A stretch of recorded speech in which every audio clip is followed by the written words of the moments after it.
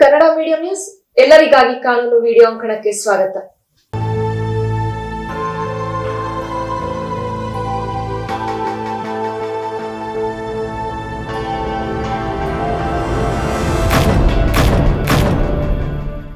ಕಾನೂನಿಗೆ ಸಂಬಂಧಪಟ್ಟಂತಹ ಯಾವುದೇ ಪ್ರಶ್ನೆಗಳಿದ್ರೆ, ಅನುಮಾನಗಳಿದ್ರೆ ಈ ವಿಡಿಯೋ ಅಂಕಣದಲ್ಲಿ ಉತ್ತರಿಸೋ ಪ್ರಯತ್ನ ನಾವು ಮಾಡ್ತೀವಿ. ಇಂದಿನ ದಿನದಲ್ಲಿ ಕಾನೂನನ್ನ ಅರ್ಥ ಮಾಡ್ಕೊಳ್ಳೋದು ತುಂಬಾ ಕಠಿಣವಾಗಿದೆ. ಹಾಗಾಗಿ ಕಾನೂನನ್ನ ಸರಳವಾಗಿ ಅರ್ಥೈಸೋ ಪ್ರಯತ್ನ ನಾವು ಮಾಡ್ತೀವಿ. ಈ ನಿಮ್ಮ ಪ್ರಶ್ನೆಗಳಿಗೆ ಉತ್ತರಿಸೋಕೆ ನಮ್ಮೊಂದಿಗೆ ಖ್ಯಾತ ನ್ಯಾಯವಾದಿಯಾದಂತಹ ಎಂ.ಆರ್. ಸತ್ಯನಾರಾಯಣ ಅವರು ಜೊತೆಗಿದ್ದಾರೆ. ಸರ್, ನಿಮ್ಗೆ ಸ್ವಾಗತ. ಮಮತಾ ಟೀಕೆ ಅನ್ನೋರು ಒಂದು ಯೂಟ್ಯೂಬ್ ನಲ್ಲಿ ಒಂದು ಪ್ರಶ್ನೆಯನ್ನ ಕೇಳಿದ್ದಾರೆ ಸರ್. ಅವರು ಯಾವ ಊರು ಅಂತ ಹೇಳಿ ಮೆನ್ಷನ್ ಮಾಡಿಲ್ಲ. ಇವರದ್ದು ಪಕ್ಕ ಹೆಣ್ಣು ಧ್ವನಿ. ಇವರ ಪ್ರಶ್ನೆ ಹೀಗಿದೆ: ಗಂಡನ ಮನೆ ಆಸ್ತಿಯಲ್ಲೂ ಪಾಲು ಸಿಗ್ಬೇಕು ಅಲ್ವಾ? ಹೆಣ್ಣೇನು ಗಂಡನ ಮನೆ ಕೆಲ್ಸದವಳ ಅಂತ ಹೇಳಿ ಕೇಳ್ತಿದ್ದಾರೆ. ಅದರ್ಥವಾಗಿಲ್ಲ. ಇನ್ನೊಂದ್ಸಲ ಅದು ಕೇಳಿ. ಗಂಡನ ಮನೆ ಆಸ್ತಿಯಲ್ಲೂ ಪಾಲು ಸಿಗ್ಬೇಕು ಅಲ್ವಾ? ಹೌದು, ಸಿಗ್ತದೆ. ಹೆಣ್ಣು ಅನ್ನೋಳು ಏನು ಗಂಡನ ಮನೆ ಕೆಲಸದವಳ ಅಂತ ಹೇಳಿ ಪ್ರಶ್ನೆ ಕೇಳ್ತಾ ಇದ್ದಾರೆ. ಹಾಗೆ ಈ ಪ್ರಶ್ನೆಗೆ ನವೀನ್ ಇನಾಮ್ದಾರ್ ಅವರು ಒಂದು ವ್ಯತಿರಿಕ್ತವಾದಂತಹ ಒಂದು ಅಭಿಪ್ರಾಯವನ್ನ ವ್ಯಕ್ತಪಡಿಸಿದ್ದಾರೆ. ಅವರಿಗೇಕೆ ಆಸ್ತಿಯಲ್ಲಿ ಪಾಲ್ ಕೊಡ್ಬೇಕು? ಅವರ ಗಂಡನ ಆಸ್ತಿ ಇದ್ದೇ ಇರತ್ತೆ. ಗಂಡು ಮಕ್ಕಳಿಗೆ ಅವ್ರದೇ ಆದಂತಹ ಸಂಸಾರ ಇರೋದಿಲ್ವಾ? ಅವರಿಗೆ ಆಸ್ತಿ ಕೊಡೋದು ಬೇಡ, ಇವರಿಗೆ ತಂದೆ ಆಸ್ತಿನೂ ಬೇಕು, ಗಂಡನ ಆಸ್ತಿಯೂ ಬೇಕು. ಹೇಗೆ ಸಮಾನತೆ ಇದು ಅಂತ ಕೇಳಿದ್ದಾರೆ. ಇದಕ್ಕೆ ನವೀನ್ ಇನಾಮ್ದಾರ್ ಅವರ ಕಮೆಂಟಿಗೆ ರಾಕಿ ಟೈಗರ್ ಅಪ್ಪು ಅನ್ನೋರು ಸಹ ರಿಪ್ಲೈ ಮಾಡಿದ್ದಾರೆ. ಹೌದು ಬ್ರದರ್, ಲಕ್ಷ ಲಕ್ಷ ಖರ್ಚು ಮಾಡಿ ನಾವು ಹೆಣ್ಮಕ್ಳನ್ನ ಮದ್ವೆ ಮಾಡಿ ಕೊಟ್ಟಿರ್ತೀವಿ. ನಾವು ಅಣ್ಣ ತಮ್ಮಂದ್ರು ಚೆನ್ನಾಗಿರ್ಲಿ ಅಂತ ಹೇಳಿ ಅನ್ಕೊಂಡಿರ್ತೀವಿ. ಇದು ಹೇಗೆ ಸಮಾನತೆ ಅಂತ ಹೇಳಿ ಅವರು ಪ್ರಶ್ನೆ. ಇವೆರಡೂ ವಾದಗಳು ಹೀಗಿದೆ. ಈ ವಾದಗಳಿಗೆ ನೀವು ಹೇಗೆ ಸಲಹೆಯನ್ನ ನೀಡ್ತೀರಾ ಸರ್? ಬಹುಶಃ ಅವ್ರು ಯಾರು ಮಮತಾ ಟೀಕೆ, ಅವರದ್ದು ಟೀಕೆ ಹೀಗಿರ್ಬೋದು. ಏನು ಅಂದ್ರೆ, ಗಂಡನ ಮನೆಯಲ್ಲಿ ಹೆಣ್ಣು ಮಗಳಿಗೆ ಅಂದ್ರೆ ಹೆಂಡತಿ ಕಾಣತ್ತಲ್ಲಿ, ಹೆಂಡತಿಗೆ ಆಸ್ತಿಯಲ್ಲಿ ಪಾಲಿ ಯಾಕೆ ಕೊಡೋದಿಲ್ಲ? ಅವಳೇನು ಅವ್ರ ಮನೆ ಕೆಲ್ಸಕ್ಕಿದ್ದಾಳ ಅಂತ ಹಾಗಿರ್ಬೇಕದು. ಆ ಧ್ವನಿ ಹಾಗಿರ್ಬೇಕದು. ಅಂದ್ರೆ ಯಾಕೆಂದ್ರೆ ಹೆಂಡತಿಗೆ ಗಂಡ ಬದುಕಿರೋ ತನಕ ನಾವು ಆಸ್ತಿಲಿ ಪಾಲ್ ಕೊಡುವುದಿಲ್ಲ. ಅವಳಿಗೆ ಏನಿದ್ರು ಕೂಡ ಗಂಡನ ಜೊತೆಯಲ್ಲಿ ಬದುಕೋ ಅಧಿಕಾರ ಇದೆ. ಆ ರೀತಿಯಲ್ಲಿ ಈಗ ಗಂಡ ಇರುವಾಗ ಗಂಡನ ಜೊತೆಯಲ್ಲಿ ಏನೋ ಒಂದು ಸಮರಸದಲ್ಲಿ ಬದುಕೊಂಡು ಹೋಗ್ಬೇಕು ಅನ್ನೋದು ಅದರ ಉದ್ದೇಶ. ಅವಳಿಗೆ ಆಗಲೇ ಆಸ್ತಿ ಪಾಲ್ ಕೊಟ್ಬಿಟ್ರೆ ಅದು ಸರಿಯೋ ತಪ್ಪೋ ಅನ್ನೋ ವಿಚಾರನ ಇಲ್ಲಿ ತಗೊಳ್ಳಿಲ್ಲ. ಅವರು ಹೇಳ್ತಾ ಇರೋದು ಇಷ್ಟೇನೆ, ಆಸ್ತಿನ ಪಾಲ್ ಹ್ಯಾಕ್ ಮಾಡ್ಬೇಕು. ಇಲ್ಲಿ ಬಂದಿರೋದು ಹೆಣ್ಣು ಮಕ್ಕಳಿಗೆ ಪಾಲ್ ಕೊಡೋ ವಿಚಾರ ಮಾತ್ರ. ಗಂಡ ಬದುಕಿರುವಾಗಲೇ ಹೆಂಡತಿಗೆ ಅವನ ಆಸ್ತಿನಲ್ಲಿ ಪಾಲ್ ಕೊಡ್ಬೇಕೆ ಅನ್ನೋ ಪ್ರಶ್ನೆಗೆ ಅದಕ್ಕೆ ನಾನಾ ಉತ್ತರಗಳಿದಾವೆ. ಹಾಗಾಗಿ ಅದು ಕೊಡ್ಬೇಕೆ ಬೇಡವೆ ಅನ್ಲಿಕ್ಕೆ ನಾನಾ ವಾದಗಳನ್ನ ಮಂಡಿಸ್ಬೋದು. ಅದರಲ್ಲಿ ಒಂದು ಉದಾಹರಣೆಗೆ, ಗಂಡನ ಜೊತೆಯಲ್ಲಿ ಬದುಕೋದ್ ಬಿಟ್ಟು ಅವಳು ಸುಮ್ಮನೆ ಯಾರೋ ಒಬ್ಬಳು ಬರ್ತಾಳೆ, ಯಾರನ್ನೋ ಮದುವೆ ಮಾಡ್ಕೊಂಡ್ಳು, ಮದುವೆ ಆಯ್ತು. ಮದುವೆ ಆದ ಕೂಡಲೇ ನನಗೆ ಅವನ ಹತ್ರ ಒಂದು 20 ಎಕರೆ ಜಮೀನಿದೆ, ಒಂದು 10 ಎಕರೆ ಜಮೀನ್ ನಂಗೆ ಕೊಡು ಅಂತ ಹೇಳಿ ಪಾಲ್ ತಗೊಂಡ್ಲು. ಡೈವೋರ್ಸ್ ಕೊಟ್ಲು, ಹೊರಟ್ಲು. 10 ಎಕರೆ ಜಮೀನು ಗಂಡ ಹೆಂಡತಿಯ ನಡುವೆ ಇರುವಂತಹ, ಅದನ್ನ ಹಿಂದೂಗಳಲ್ಲಿ ಅದನ್ನ ಕಾಂಟ್ರಾಕ್ಟ್ ಅಂತ ಒಪ್ಪಲ್ಲ. ಮಹಮಡನ್ಸ್ ನಲ್ಲಿ ಅದು ಕಾಂಟ್ರಾಕ್ಟ್ ಅಂತ ಹೇಳಿ ಉದಾಹರಣೆಗೆ ಹೇಳ್ತಾರೆ. ಅದಕ್ಕೆ ಕೇಳ್ತಾರೆ, ಹುಡುಗಿನ ಅವ್ರು ಕೇಳುದಿದೆ, ಕ್ಯಾ ಕಬೂಲ್ ಹೈ, ಕ್ಯಾ ಕಬೂಲ್ ಹೈ, ಕ್ಯಾ ಕಬೂಲ್ ಹೈ ಅಂತ ಹೇಳಿ. ಅವಳು 3 ಸಲ ಹೌದು ಹೌದು, ಕಬೂಲ್ ಹೈ ಕಬೂಲ್ ಹೈ ಕಬೂಲ್ ಹೈ ಅಂತ ಒಳಗಿಂದ ಹೇಳ್ಬೇಕು ಅವಳು. ಆ ರೀತಿಯಲ್ಲಿ ಅದು ಇಟ್ ಈಸ್ ಎ ಕಾಂಟ್ರಾಕ್ಟ್ ಅಂತ ಒಂದು. ಹಿಂದೂಗಳೆಲ್ಲ ಹಾಗಲ್ಲ, ಅದು ಜನ್ಮ ಜನ್ಮಾಂತರಗಳಿಂದ ಬಂದಿರುವಂತಹ ಋಣ ಇದು ಅಂತ ಹೇಳಿ ಭಾವಿಸ್ತೇವೆ. ಋಣಾನುಬಂಧ ರೂಪೇಣ ಪಶು ಪತ್ನಿ ಸುತ ಅಂತ ಹೀಗೆ ಆಲಯ ಅಂತೆಲ್ಲ ಪಟ್ಟಿ ಮಾಡ್ತಾ ಬಂದರು ನೋಡಿ. ಹಾಗಾಗಿ ಹಿಂದೂಗಳ ಕಲ್ಪನೆಯಲ್ಲಿ ಎಲ್ಲವೂ ಋಣ. ಯಾವುದೋ ಜನ್ಮದಿಂದ ಬಂದಂತ ಸಂಬಂಧಗಳು ಈ ಜನ್ಮದಲ್ಲಿ ಹೆಂಡತಿಯಾಗಿ, ಮಕ್ಕಳಾಗಿ, ಅಥವಾ ಮನೆಯಲ್ಲಿನ ಪಶುಗಳು, ನಾವು ವಾಸ ಮಾಡ್ತಕ್ಕಂಥ ಮನೆಗಳು, ಹುಟ್ಟೋ ಮನೆತನಗಳು, ಇವುಗಳೆಲ್ಲ ಅದಕ್ಕೆ ಆ ಋಣದ ಕಾರಣದಿಂದಾಗಿ ಋಣಾನುಬಂಧಗಳು ಇವು ಅನ್ನೋ ಭಾವನೆ. ಅದಕ್ಕೆ ಅದನ್ನೇ ಉದಾಹರಣೆಗೆ ಉಪನಿಷತ್ನಲ್ಲೂ ಹೇಳಿದ್ರು. ಆಯ್ತಾ. ಆ ನಂತರ ಭಗವದ್ಗೀತೆಯಲ್ಲಿಯೂ ಅದು ಬಹಳ ಪ್ರಸಿದ್ಧವಾದಂತ ವಾಕ್ಯವಾಗಿ ಬಂದ್ಬಿಟ್ಟಿದೆ. ಒಂದು ಮೇಲ್ಗಡೆಯಲ್ಲಿ ಬೇರುಗಳಿದಾವಂತೆ, ಕೆಳಗಡೆಯಲ್ಲಿ ಅದರ ಶಾಖೆಗಳು ಹರಡಿದಾವೆ. ಅಂತ ಒಂದು ಅಶ್ವತ್ಥ ಮರ ಇದೆ, ಅದರ ಬಿಳಲುಗಳು ಏನಿದಾವೆ ಅವುಗಳು ಮನುಷ್ಯನ ಕರ್ಮಾನುಬಂಧಗಳು ಅಂತ. ಅಂದ್ರೆ ಸಂಸಾರ ಅಂತಕ್ಕಂಥದ್ದು ಜನ್ಮ ಜನ್ಮಾಂತರಗಳ ಸಂಬಂಧ, ಹಾಗಾಗಿ ಇದನ್ನ ಹರಿದು ಹಾಕ್ಲಿಕ್ಕೆ ಆಗಲ್ಲ ಅನ್ನೋ ಭಾವನೆಯಲ್ಲಿ ಇಲ್ಲಿ ಮದುವೆಯ ಕಲ್ಪನೆ ಬಂತು. ನಾನು ಇನ್ನೊಂದು ಎಪಿಸೋಡ್ ನಲ್ಲಿ ಹೇಳಿದ ಹಾಗೆ ಈ ಸಪ್ತಪದಿ ಮತ್ತು ಸಪ್ತ ಜನ್ಮಗಳ ಸಂಬಂಧ ಇತ್ಯಾದಿಗಳೆಲ್ಲ ಹೇಳಿದ್ವಲ್ಲ, ಅದನ್ನ ಕಟ್ ಮಾಡೋ ರೀತಿನಲ್ಲಿ ಡೈವೋರ್ಸ್ ಬಂತೀಗ. ಆಯ್ತಾ, ಇದು ಹರಿದು ಹಾಕ್ತಾ ಇದೆ ಆ ಸಂಬಂಧಗಳನ್ನ. ಈ ರೀತಿ ಬಂದಿದ್ರಿಂದ ಏನಾಯಿತು, ಇಲ್ಲಿ ಕಾಂಟ್ರಾಕ್ಟ್ ಅಲ್ಲ ಮದುವೆ ಅನ್ನೋದು, ಈಗ ಕಾಂಟ್ರಾಕ್ಟು ಆಗ್ಬೋದು ಮುಂದೆ. ಆವಾಗ ಏನಾಗ್ಬೋದು ಅಂತಂದ್ರೆ ನಾನು ಹೇಳಿದ ಹಾಗೆ ಈ ಸಮಸ್ಯೆ ಉದ್ಭವಿಸ್ಬೋದು. ಆ ರೀತಿ ಆಗಿದ್ದು ಉಂಟು. ಹೀಗಾಗಿ ಏನಾಗಬಹುದು ಅಂತಂದ್ರೆ, ಹೆಂಡತಿಗೆ ಮದುವೆ ಆದ ಕೂಡಲೇ ಪಾಲ್ ತೆಗೆದಿಡು ಅಂತ, ಅದು ಮಹಮಡನ್ಸ್ ನಲ್ಲಿದೆ ನೋಡಿ, ಮೆಹರ್ ಅಂತ ತೆಗೆದಿಡೋದು. ಮದುವೆ ಆಗೋ ಹೊತ್ತಿಗೆನೆ ಒಂದು ಅಗ್ರಿಮೆಂಟ್ ಇರುತ್ತೆ ಅವರಿಗೆ, ಇಷ್ಟು ಅವಳಿಗೆ ಮೆಹರ್ ಅಂತ ಕೊಡಬೇಕು, ಅದು ಸ್ತ್ರೀ ಶುಲ್ಕ. ಅದು ಆ ರೀತಿಯಲ್ಲಿ ಇಲ್ಲಿಯೂ ಹೆಣ್ಣು ಮಕ್ಕಳಿಗೆ ಸ್ತ್ರೀ ಶುಲ್ಕ, ಅದು ಹಿಂದೂಗಳಲ್ಲಿ ಸುಮಾರು ಕಡೆಗಳಲ್ಲಿದೆ, ಕನ್ಯಾ ಶುಲ್ಕ ಅಂತ ಇದೆ. ಆ ಕನ್ಯಾ ಶುಲ್ಕವನ್ನ ತೆಗೆದಿಡ್ತಾರೆ, ಇಷ್ಟು ಅವಳಿಗೆ ಅಂತ ಹೇಳಿ. ಸಾಧಾರಣವಾಗಿ ಅದರ ಕಲ್ಪನೆ ಏನು ಅಂದ್ರೆ, ನಾಳೆ ಒಂದು ವೇಳೆ ಮದುವೆ ಮುರಿದು ಬಿದ್ರೆ ಆ ಹೆಣ್ಣು ಗೌರವದಲ್ಲಿ ಅವಳಷ್ಟಕ್ಕೆ ಅವಳು ಇರೋದಾದ್ರೆ ಗೌರವದಲ್ಲಿ ಅವಳಷ್ಟಕ್ಕೆ ಅವಳು ಬದುಕೊಂಡು ಹೋಗ್ಬೇಕು ಅನ್ನೋದು. ಆದ್ರೆ ಅದರದ್ದು ಆ ಕಲ್ಪನೆಗಳು ಈಗ ಅರ್ಥ ಕಳ್ಕೊಂಡಿದೆ. ಅದು ಕಳ್ಕೊಂಡು ಒಂದಿಷ್ಟೆಷ್ಟೋ ತೆಗೆದಿಡೋದು. ಈಗ ಉದಾಹರಣೆಗೆ 3,000 ರೂಪಾಯಿ ತೆಗೆದಿಡೋದು, 3,000ದಲ್ಲಿ ಎಂತ ಜೀವನ ನಡೀತದೆ? ಹಾಗಿಲ್ಲ.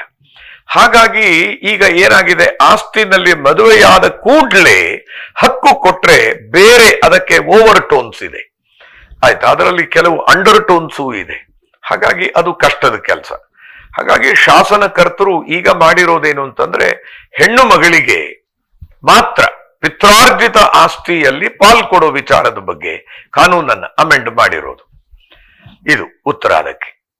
ಹೆಂಡತಿ ಮನೆ ಕೆಲಸದವಳ ಅಂತಂದ್ರೆ ಆ ಅರ್ಥದಲ್ಲಿ ಮದುವೆ ಆಗೋದಲ್ಲ. ಅದು ಮನೆ ಕೆಲಸದವಳ ಹಾಗೆ ಟ್ರೀಟ್ ಮಾಡ್ತಿದ್ದಾರೆ, ಅವಳಿಗೆ ಅಲ್ಲಿ ಗೌರವ ಇಲ್ಲ ಅಂದ್ರೆ ಮತ್ತೊಂದಿಲ್ಲ ಅಂತಾದ್ರೆ ಅದಕ್ಕೆ ಬೇರೆ ರೀತಿಯ ಮಾರ್ಗಗಳಿದೆ, ಅದ್ರ ಬಗ್ಗೆ ಚಿಂತನೆ ಮಾಡ್ಬೋದು ಅಷ್ಟೇನೆ. ಮೇಂಟೆನೆನ್ಸ್ ಬಗ್ಗೆ ತಲೆ ಕೆಡಿಸ್ಕೊಳ್ಬಹುದು, ಇನ್ನೊಂದೇನೋ ಆಲೋಚನೆ ಮಾಡ್ಬೋದು. ಪ್ರೀತಿಯಿಂದ ಗಂಡ ಎಲ್ಲಿ ಪ್ರೀತಿ ಇದೆಯೋ ಅಲ್ಲಿ ಪ್ರಾಣಿಗಳು ಕೂಡ ನಮ್ಮನ್ನ ಪ್ರೀತಿಯಿಂದಲೇ ಸತ್ಕರಿಸ್ತವೆ, ತುಂಬಾ ಚಂದದಲ್ಲಿ ನಮ್ಮನ್ನು ನೋಡ್ಕೊಳ್ತವೆ. ನಾವು ಎಲ್ಲಿ ವಿರೋಧ ಮಾಡ್ತೇವೆಯೋ ಆಗ ಅವು ಕಚ್ಚಕ್ಕೂ ಬರ್ತವೆ. ಹಾಗೆ ಸಂಬಂಧಗಳೇ ಹಾಗೆ. ಪ್ರೀತಿನಲ್ಲಿ ಗಂಡ ಹೆಂಡತಿ ಇದ್ದಾಗ ಆಸ್ತಿ ಚಿಂತನೆ ಬರೋಲ್ಲ. ನಾನು ಇನ್ನೊಂದು ಎಪಿಸೋಡ್ ನಲ್ಲಿ ಹೇಳಿದ ಹಾಗೆ, ಆಸ್ತಿ ಅನ್ನೋದೇ ಬೇರೆ, ಹೃದಯದ ಭಾಷೆ ಬೇರೆ. ಗಂಡ ಹೆಣ್ಣಿನ ಸಂಬಂಧ ಏನಿದೆ, ಅದು ಗಂಡ ಮತ್ತು ಹೆಂಡತಿಯ ಸಂಬಂಧ, ಗಂಡು ಹೆಣ್ಣಿನ ಸಂಬಂಧ ಅಲ್ಲ, ಗಂಡ ಹೆಂಡತಿಯ ಸಂಬಂಧ. ಅದು ಬಹಳ ವಿಚಿತ್ರವಾದ್ದು. ಒಬ್ಬ ಆಫ್ರಿಕನ್ ಕವಿ ಬರೀತಾನೆ, ಈ ಜಗತ್ನಲ್ಲಿ ಅತ್ಯಂತ ವಿಚಿತ್ರ ಯಾವುದು ಗೊತ್ತಾ ನಿಮಗೆ? ಎಲ್ಲೋ ಹುಟ್ಟಿದ ಯಾವಳೋ ಒಬ್ಬಳು ನನ್ನ ಹೆಂಡತಿ ಅಂತ ಮನೆಗೆ ಬಂದಾಗ ಅವಳನ್ನ ನಂಬ್ತೀನಿ ನೋಡಿ. ಅವಳಿಗೆ ಪ್ರೀತಿ ಅನ್ನೋದು ಅವಳಲ್ಲಿ ಹುಟ್ಟುತ್ತೆ ನೋಡಿ. ಅವಳು ಬಂದು ನನಗೊಂದು ಲೋಟ ಕಾಫಿ ಕೊಟ್ಟಾಗ ಇದರಲ್ಲಿ ವಿಷ ಹಾಕಿದಾಳ ಅಂತ ಸಂದೇಹ ಇಲ್ಲದೆ ಅದನ್ನ ಅನಾಮತ್ತಾಗಿ ಕುಡಿತೇನಲ್ಲ, ಇದು ವಿಚಿತ್ರ ಅಲ್ವಾ ಅಂತ ಕೇಳ್ತಾನೆ.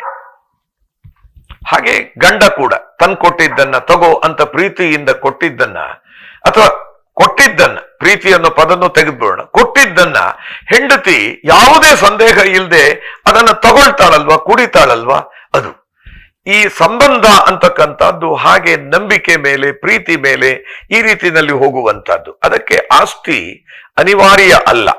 ಹಾಗಾಗಿ ಆಸ್ತಿ ಇಲ್ಲದೇ ಇದ್ರೂ ಗಂಡು ಹೆಣ್ಣುಗಳು ಪ್ರೀತಿಸಿದಾವೆ, ಮದುವೆ ಮಾಡ್ಕೊಂಡಿದ್ದಾವೆ, ಚಂದದಲ್ಲಿ ಸಂಸಾರ ಮಾಡ್ತಾ ಇದ್ದಾವೆ.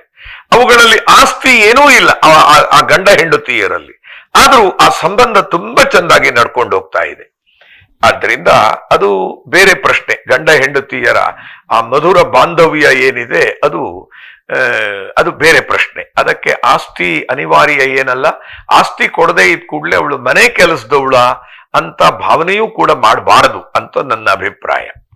ಆಯ್ತಾ. ಮತ್ತೊಬ್ರು ಒಂದ್ ಮಾತು ಹೇಳಿದ್ದಾರೆ, ಲಕ್ಷ ಲಕ್ಷ ರೂಪಾಯಿ ಸಂಪಾದನೆ ಏನೋ ಖರ್ಚು ಮಾಡ್ತೇವೆ, ಲಕ್ಷ ಲಕ್ಷ ರೂಪಾಯಿ ಖರ್ಚು ಮಾಡ್ತೇವೆ, ಮದುವೆ ಮಾಡ್ತೇವೆ, ಅವಳಿಗೆ ಯಾಕೆ ಆಸ್ತಿಲ್ ಪಾಲ್ ಕೊಡ್ಬೇಕು ಅಂತ. ಇದು ಒಂದು ವಿಶೇಷ ಏನು ಅಂದ್ರೆ, ಲಕ್ಷ ಲಕ್ಷ ಖರ್ಚು ಮಾಡುವಂತ ಎಲ್ಲೂ ಹೇಳಲಿಲ್ಲ. ಮದುವೆಯನ್ನ ಸಿಂಪಲ್ ಆಗಿ ಮದುವೆ ಮಾಡಿಕೊಟ್ರು ಮದುವೆಯೇ ಅದು. ಆಯ್ತಾ. ಎಷ್ಟೋ ಸಲ ಈಗ ಉದಾಹರಣೆಗೆ ಕುವೆಂಪು ಎಂತ ಮಾಂಗಲ್ಯ ಮಂತ್ರ ಮಾಂಗಲ್ಯ ಅಂತ, ಅದು ಮಾಂಗಲ್ಯ ಮಂತ್ರ ಬರೆದ್ರು, ಅದನ್ನ ಮಂತ್ರ ಮಾಂಗಲ್ಯ ಅಂತ ನಾವು ಕರೆದ್ವಿ. ಅದು ಏನು ಮಂತ್ರ ಅಂತಂದ್ರೆ, ಆ ಮಂತ್ರಗಳಲ್ಲಿ ಇರುವಂತಹ ಭಾವ ಏನಿದೆ ಅದು ಎಷ್ಟೋ ಜನಕ್ಕೆ ಅರ್ಥವಾಗಿರಲ್ಲ. ಉದಾಹರಣೆಗೆ, ನಾನು ಕಂಠೆ ಭದ್ರಾಣಿ ಸುಭಗೆ ಮಾಂಗಲ್ಯಂ ತಂತು ನಾನೇನ ಮಮ ಜೀವನ ಹೇತುನ, ಕಂಠೆ ಭದ್ರಾಣಿ ಸುಭಗೆ ಅನ್ಕೊಂಡು ಹೀಗೆ ಮಂತ್ರಗಳನ್ನ ಹೇಳ್ತಾ ಇರ್ತಾರೆ ನೋಡಿ. ಅದು ಅರ್ಥ ಗೊತ್ತಿಲ್ದೇನೆ ಅದು ಕಟ್ಟ ಕೂತಿರ್ತೇವೆ. ಅದು ಆ ಮಂತ್ರಗಳ ಅರ್ಥ ಗೊತ್ತಿಲ್ದೇನೆ ಮಾಡೋ ಈ ಕೆಲಸಗಳಿಂದಾಗಿ ಅರ್ಥೇಚ ಕಾಮೇಚ ಹೀಗೆ ಧರ್ಮೇಚ ಎಲ್ಲ ಬರ್ತದೆ ನೋಡಿ. ಈ ಎಲ್ಲಾ ಪದಗಳ ಅರ್ಥ ಗೊತ್ತಿಲ್ಲದೆ, ಅದಕ್ಕೆ ಕುವೆಂಪು ಕನ್ನಡದಲ್ಲಿ ಅರ್ಥವಾಗುವ ಹಾಗೆ ಒಂದಷ್ಟು ಅದೇ ಭಾವವನ್ನ ಹುದುಕ್ಸಿ ಸುಂದರವಾದಂತ ಇದನ್ನು ಶಬ್ದಗಳಲ್ಲಿ ಅದನ್ನ ಹೇಳಿದ್ರು. ಉದಾಹರಣೆಗೆ, ಹಾಗೆ ಮದುವೆಯಾದರೂ ಮದುವೆಯೇ, ಮಂತ್ರ ಹೇಳಿಯೇ ಮದುವೆ ಆಗ್ಬೇಕಾಗಿಲ್ಲ. ಆಯ್ತಾ. ಹೀಗೆ ಹೇಳಿದ್ರೂ ಇದೆ. ಅದು ಹೇಳದೆಯೂ ನಾನು ನೀನು ಒಂದಾಗಿ ಬದುಕೋಣ ಆಯ್ತಾ ಅನ್ನೋ ಕೇವಲ ಒಂದು ಸೆಂಟೆನ್ಸ್ ಇಂದಲೇನೆ ಒಂದು ಗಂಡು ಹೆಣ್ಣು ಮದುವೆ ಅಂತ ಮಾಡಿಕೊಂಡು ಅವರು ಚಂದದಲ್ಲಿ ಬದುಕುವಂತ ಉದಾಹರಣೆಗಳೂ ಕೂಡ ಇದಾವೆ. ಆದ್ರಿಂದ ಲಕ್ಷ ಲಕ್ಷ ಖರ್ಚು ಮಾಡು ಅಂತ ಹೇಳಿ ಯಾರೂ ಹೇಳಲಿಲ್ಲ. ಅದು ಅವರವರ ಆಡಂಬರಕ್ಕೆ, ಅವರವರ ಖುಷಿಗೆ ಖರ್ಚು ಮಾಡುವಂತಹದ್ದು. ಆ ರೀತಿ ಖರ್ಚು ಮಾಡಿಯೂ ಆಸ್ತಿಲ್ ಪಾಲ್ ಕೊಡ್ಬೇಕಂದ್ರೆ ಕೊಡ್ಬೇಕು. ಅದಕ್ಕೂ ಇದಕ್ಕೂ ಲಗತ್ತು ಮಾಡೋ ಹಾಗಿಲ್ಲ. ಆದ್ರಿಂದ ಲಕ್ಷ ಲಕ್ಷ ರೂಪಾಯಿ ಖರ್ಚು ಮಾಡುವಾಗಲೇ ಆಲೋಚನೆ ಮಾಡಬೇಕು. ಏನಂತ ಅಂದ್ರೆ, ಇವತ್ತು 20 ಲಕ್ಷ ಖರ್ಚು ಮಾಡಿ ಈ ಮದುವೆ ಮಾಡಬೇಕು, ಅಥವಾ ಆ 20 ಲಕ್ಷ ರೂಪಾಯಿಯನ್ನ ಖರ್ಚು ಮಾಡದೆ ಸರಳವಾಗಿ ಮದುವೆ ಮಾಡಿ ಈ 20 ಲಕ್ಷ ರೂಪಾಯಿಯನ್ನ ಹೆಂಡತಿ ಹೆಸರಿನಲ್ಲಿ ಡಿಪಾಸಿಟ್ ಇಡಬಹುದೇ?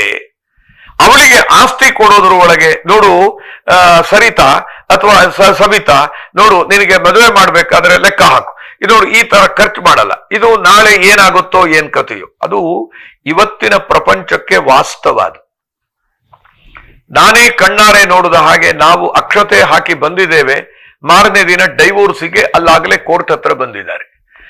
ಏನ್ ಕತೆ ಕೇಳಿದರೆ ನಂಗೆ ಬೇಡ ಗಂಡ ಅಂತ ಹೇಳಿ ಹುಡುಗಿಯರು ಹೇಳ್ತಾ ಇದ್ದಾರೆ, ನಂಗ ಆ ಗಂಡ ಬೇಡ ಅಂತ ಹೇಳಿ.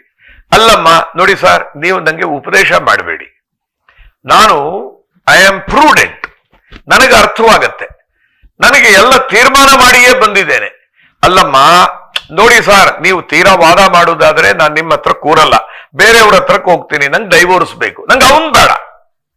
ಅವಾಚ್ಯ ಶಬ್ದಗಳಲ್ಲಿ ಗಂಡನ್ನ ಬೈದು ಹೆಂಡತಿಯರು ಹೊರಗೆ ಬಂದು ನಮಗೆ ಡೈವೋರ್ಸ್ ಬೇಕೇ ಬೇಕು ಅಂತ ಹಠ ಹಿಡಿದು ಡೈವೋರ್ಸ್ ತಗೊಂಡು ಹೋಗ್ತಾರೆ.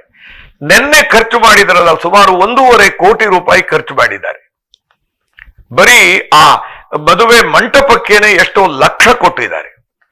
ಆಯ್ತಾ. ಇಷ್ಟು ಬಟ್ಟೆಗಳು, ಜೊತೆಗೆ ಅವರಿಗೇನೋ 12 ಜನ ಅಣ್ಣ ತಮ್ಮಂದ್ರು ಅಕ್ಕ ತಂಗಿಯರು, ಅವರಿಗೆಲ್ಲ ರೇಷ್ಮೆ ಸೀರೆ, ಇವರಿಗೆಲ್ಲ ಇಂಥದ್ದು ರಾಮರಾಜ್, ಅದು ಇದು, ಅವರಿಗೆ ಉಡುಗೊರೆ ಬೇರೆ.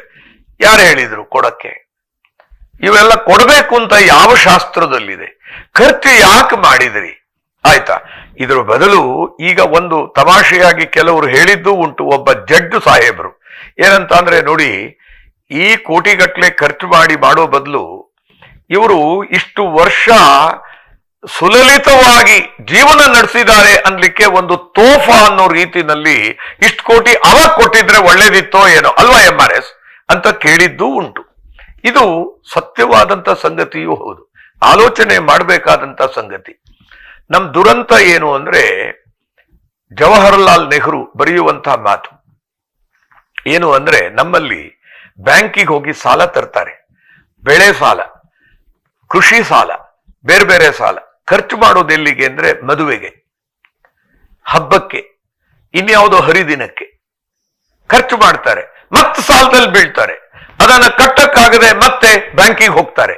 ಇನ್ನೆಲ್ಲೋ ಲೋನೆ ಎತ್ತುತ್ತಾರೆ.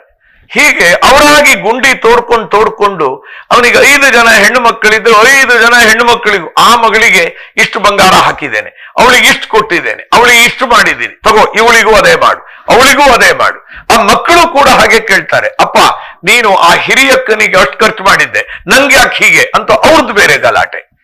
ಇದು ದುರಂತ ನಮ್ ದೇಶದ್ದು ಅಂತಲೂ ಕೂಡ ಒಂದ್ ಕಡೆ ಬರೆದಿದ್ದು ನೆನಪು ನನಗೆ. ಅದು ಜವಾಹರ್ಲಾಲ್ ನೆಹರೂನೇ ಹೇಳ್ಬೇಕಾಗಿಲ್ಲ, ನಿಜವಾಗಿ ನಾವುಗಳು ಅರ್ಥ ಮಾಡ್ಕೊಳ್ಬೇಕಾದಂತ ಮಾತು.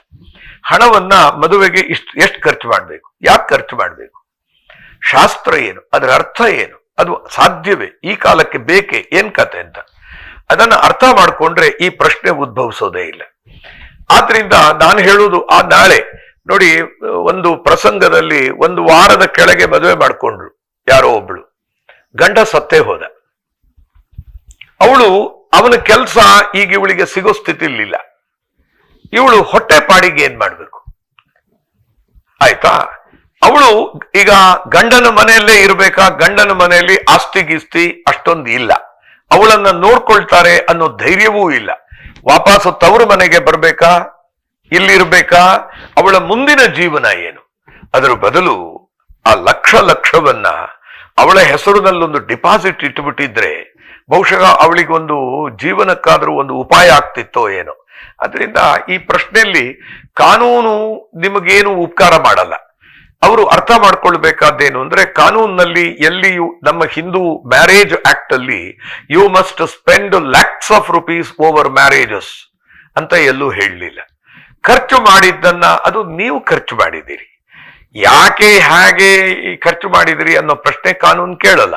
ಕಾನೂನು ಕೇಳೋದು ಇಷ್ಟೇ, ಏನು ಅಂದ್ರೆ ಕಾನೂನಲ್ಲಿ ಹಕ್ಕಿದೆಯಾ, MRS? Does this section apply to her? Yes, she has a right. Okay, ಹಾಗಾದ್ರೆ ಅವಳಿಗೆ ಪಾಲ್ಕೊಡಿ. ಅಲ್ಲ ಲಕ್ಷ ಖರ್ಚು, ಪ್ಲೀಸ್. ಕಾನೂನಲ್ಲಿ ಅದನ್ನ ಕಳಿ ಅಂತ ಹೇಳಿದೆಯಾ? ಇಲ್ಲ. ಅಲ್ಲ, ಅದು ಆವಾಗ Hindu women's right to property act of 1933 ಇತ್ತಲ್ಲ, ಅದರಲ್ಲಿ ಅದನ್ನ ಕಳಿ ಅಂತಿತ್ತು. ಇಲ್ಲಿ ಕಳಿ ಅಂತೆಲ್ಲೂ ಹೇಳಲಿಲ್ಲ. ಆದ್ರಿಂದ ಕಳಿಯೋ ಪ್ರಶ್ನೆ ಬರುವುದಿಲ್ಲ. ಕೊಡ್ಬೇಕು, ಅವರಿಗೆ ಹಕ್ಕು ಕೊಡ್ಬೇಕು, ಅಷ್ಟೇ ಉತ್ತರ. ಅರೆ ತವರು ಮನೆಯಲ್ಲಿ ಕೊಡೋದಾದ್ರೆ ಇವನ ಹೆಂಡತಿ ಇದ್ದಾಳಲ್ಲ, ಅವಳಿಗೊಂದು ತವರು ಮನೆ ಇದೆಯಲ್ಲ, ಅಲ್ಲೂ ಬೇಕಾದ್ರೆ ಕೇಳಬಹುದು. ಕೇಳಿ ಅಂತ ಹೇಳಲ್ಲ, ಐ ಡೋಂಟ್ ಅಡ್ವೈಸ್. ಕೇಳದೆ ಇರೋದು ಸಂಸ್ಕಾರವೇ. ನಂಗೆ ಬೇಡ, ನಾನು ಸ್ವತಂತ್ರವಾಗಿ ಬದುಕ್ತೇನೆ, ನಾನು ದುಡಿದು ನನ್ನ ಹೆಂಡತಿನ ಸಾಕ್ತೇನೆ, ನನ್ನ ಮಕ್ಕಳನ್ನು ಸಾಕ್ತೇನೆ ಅಂತ ಒಂದು ಆತ್ಮಗೌರವದಲ್ಲಿ ಬದುಕೋವನಿಗೆ ಆಸ್ತಿ ಬಗ್ಗೆ ಚಿಂತನೆ ಬರುವುದೇ ಇಲ್ಲ. ಆಯ್ತಾ? ಅವನು ಇಷ್ಟು ತಲೆನೂ ಕೆಡಿಸ್ಕೊಳ್ಳಲ್ಲ. ಹೆಣ್ಣು ಮಕ್ಕಳು ಬಂದು ಪಾಲ್ ಕೇಳಿದಾಗ ಏನೇ ಬೇಕೇನೆ, ಎಷ್ಟು ಬೇಕೇ ಪಾಲು, ನೋಡೆ ಇಷ್ಟೊಂದು ಕಷ್ಟ ಇದೆ, ಪ್ರಾಬ್ಲಮ್ ಇದೆ, ಅರ್ಥ ಮಾಡ್ಕೋ, ಆ ಲಯಬಿಲಿಟೀಸು ನೀನು ಹೊತ್ಕೊಳ್ಬೇಕಾಗ್ತದೆ, ಅದ್ರ ಬದಲು ಒಂದು ಕೆಲಸ ಮಾಡು, ನಿನಗಿಷ್ಟು ಕೊಟ್ರೆ ಸಾಕಾಗ್ಬೋದಲ್ವಾ ಅನ್ನೋ ಹೃದಯದ ಭಾಷೆಯಲ್ಲಿ ಸೆಟಲ್ ಮಾಡಬಹುದಾದಂತ ವಿಚಾರ ಇದು. ಕಾನೂನಿಗೆ ಅನಿವಾರ್ಯವಾದ್ರೆ ಮಾತ್ರ ಬನ್ನಿ, ಅದರ್ವೈಸು ಅಲ್ಲೇ ಹೃದಯ ಅಂತೊಂದಿದೆ, ಅದರಲ್ಲೇ ಬೆಳೆದಿರಿ ಇಷ್ಟು ವರ್ಷಗಳ ತನಕ. ಆಸ್ತಿ ಪ್ರಜ್ಞೆಯೇ ಇಲ್ಲದೆ ಬೆಳೆದಿದ್ದೇವೆ, ಅದರಿಂದ ಅದನ್ನೇ ಮಾಡಿ ಅಂತ ಮೊದಲು ನಾನು ಅಡ್ವೈಸ್ ಮಾಡ್ತೇನೆ. ಅದರಿಂದ ಈ ಪ್ರಶ್ನೆ ಬಹುಶಃ ಈ ರೀತಿಯಲ್ಲಿ ತಗೊಳ್ಬಹುದು. ಕಾನೂನಿಂದೇ ಉತ್ತರ ಆದ್ರೆ ಹೌದು, ಲಕ್ಷ ನೀವು ಖರ್ಚು ಮಾಡಿದ್ರು, ಅಣ್ಣ ತಮ್ಮಂದ್ರು ಸುಖವಾಗಿ ಬದುಕಬೇಕಾದಂಥವ್ರು ಆಸ್ತಿ ಕೊಟ್ಟು ದಾರಿದ್ರ್ಯಕ್ಕೆ ಬೀಳ್ತೀರಾದ್ರೆ ಲಕ್ಷ ಯಾಕೆ ಖರ್ಚು ಮಾಡಿ ದಾರಿದ್ರ್ಯಕ್ಕೆ ಬಿದ್ರಿ? ಖರ್ಚು ಮಾಡಬೇಡಿ, ಗೌರವದಲ್ಲಿ ಮದುವೆ ಮಾಡ್ಕೊಡಿ. ಇಲ್ಲ, ಅವಳಿಗೆ ಅದನ್ನ ಹೇಳಿ ಆಯ್ತು ನೋಡು, ನಿನಗೆ ಕೊಡಬೇಕಾದಂತ ಪಾಲ್ ಏನಿದೆ ಅಲ್ಲೇ ಆಸ್ತಿ ವಿಭಾಗ ಮಾಡ್ಕೊಂಡ್ ಬಿಡ್ಬೋದು, ಕಾನೂನಲ್ಲಿ ಗಟ್ಟಿ ಮಾಡ್ಕೊಳ್ಳಿ. ಅವಾಗ ಏನಾಗುತ್ತೆ, ಇಷ್ಟು ದುಡ್ಡು ಕೊಟ್ಟಿದ್ದೇವಲ್ಲ ಅದಕ್ಕದು ಸಮಯ ಬರೀತಾರೆ ನೋಡಿ, ಪಾಲು ಪಟ್ಟಿಲ್ ಬರೀತಾರೆ, ಹೆಣ್ಣು ಮಕ್ಕಳಿಗೆ ಮದುವೆಯ ಸಂದರ್ಭದಲ್ಲಿ 10,000 ರೂಪಾಯಿಯನ್ನು ಕೊಟ್ಟಿದ್ದು ಅದನ್ನು ಅವರು ತಮ್ಮ ಪಾಲೆಂದು ಒಪ್ಪಿಕೊಂಡಿರುತ್ತಾರೆ ಅಂತ ಈಗಲೂ ಎಷ್ಟೋ ಪಾಲು ಪಟ್ಟಿಗಳು ಬಂದಿದ್ದಾವೆ, ನನ್ನ ಎದುರುಗಡೆನೆ ಬಂದಿದ್ದಾವೆ. ನಿಮಗೆ ಆಸ್ತಿ ಬಗ್ಗೆ ಅಷ್ಟೊಂದು ಕಾಳಜಿ ಇದ್ರೆ ಲಕ್ಷ ಖರ್ಚು ಮಾಡೋ ಹೊತ್ತಿಗೆ ನೀವು ಅದನ್ನೇ ಬೆಳೆಸ್ಬಿಡಿ. ಇಷ್ಟು ಲಕ್ಷ ಎಷ್ಟು 20 ಲಕ್ಷ ರೂಪಾಯಿಯನ್ನ ನನ್ನ ಪಾರ್ಟಿಷನ್ ಬಾಬ್ತು ತಗೊಂಡಿದ್ದೇನೆ ಅಂತ ಮಾಡಿ ಅದನ್ನ ಖರ್ಚು ಮಾಡಿ ಕೈ ತೊಳ್ಕೊಳ್ಳಿ. ಹಾಗಾದ್ರೆ ಮದುವೆಯನ್ನ ಆಡಂಬರದಲ್ಲಿ ಮಾಡಿ, ಅಣ್ಣ ನೋಡು ಎಷ್ಟು ಚಂದ ಮದುವೆ ಮಾಡ್ದ ಅಂತ ಎಲ್ಲ ಹೊಗಳೋದು ನಿಮಗ್ ಬೇಕು. ಪಾಲ್ ಕೇಳಕ್ಕೆ ಬಂದಿದ್ದಾಳೆ ಅನ್ನೋ ನೋಡು ಅಂತ ಹೇಳುದ್ ಬೇಡ್ವಾ? ಇದು ಬೇಡವಾದ್ರೆ ಅದು ಬೇಡ, ಅಷ್ಟೇ. ಧನ್ಯವಾದಗಳು ಸರ್. ಮಮತಾ ಟೀಕೆ, ನವೀನ್ ಇನಾಮ್ದಾರ್ ಹಾಗೂ ರಾಕಿ ಟೈಗರ್ ಅವರ ಮಾತುಗಳಿಗೆ ಕಾನೂನಿನಲ್ಲಿರುವ ಪಾಯಿಂಟ್ ಗಳ ಎಕ್ಸ್ಪ್ಲನೇಷನ್ ಇದು. ನಿಮ್ಗೆ ಉತ್ತರ ಸಿಕ್ಕಿದೆ ಅಂತ ಹೇಳಿ ಅನ್ಕೊಳ್ತೀವಿ. ಇದೇ ರೀತಿ ಕಾನೂನಿಗೆ ಸಂಬಂಧಪಟ್ಟಂತಹ ಯಾವುದೇ ಪ್ರಶ್ನೆಗಳಿದ್ರೆ, ಅನುಮಾನಗಳಿದ್ರೆ ನಮ್ಮ ಕಮೆಂಟ್ ಬಾಕ್ಸ್ ನಲ್ಲಿ ಕಮೆಂಟ್ ಮಾಡಿ. ನಿಮ್ಮ ಪ್ರಶ್ನೆಗಳಿಗೆ ಉತ್ತರಿಸುವ ಪ್ರಯತ್ನ ಮಾಡ್ತೀವಿ. ಇದು ಕನ್ನಡ ಮೀಡಿಯಂ ನ್ಯೂಸ್, ಸಂಭವಿಸು ಸಮಸ್ತರ ನಡುವೆ.